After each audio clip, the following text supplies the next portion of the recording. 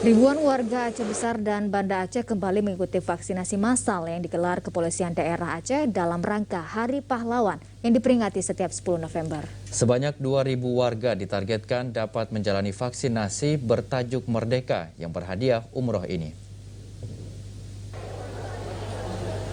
Meski menyasar seluruh kelompok, pelajar atau remaja usia 12 hingga 17 tahun mendominasi vaksinasi yang digelar Polda Aceh di Komplek LPMP Aceh Besar di Gampung Niron, Rabu kemarin.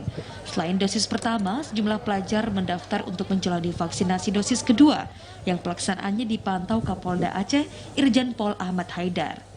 Vaksinasi turut dihadiri tokoh ulama Habib Syekh bin Abdul Qadir Assegaf dan unsur Forkopimda Aceh.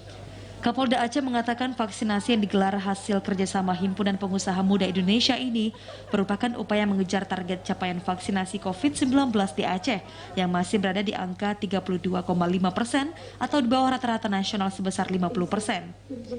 Menurut Kapolda, kabar bohong terkait keamanan dan kehalalan vaksin COVID-19 masih menjadi penyebab rendahnya kesadaran warga dalam mengikuti vaksinasi. Tak hanya itu, ketersediaan vaksin juga menjadi kendala peningkatan capaian vaksin, meski tingkat kepercayaan warga terhadap vaksin mulai meningkat.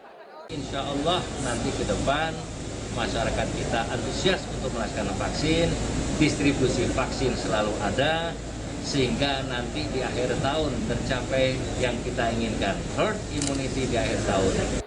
Kapolda menambahkan sejumlah upaya terus dilakukan kepolisian Aceh agar warga tidak takut divaksin.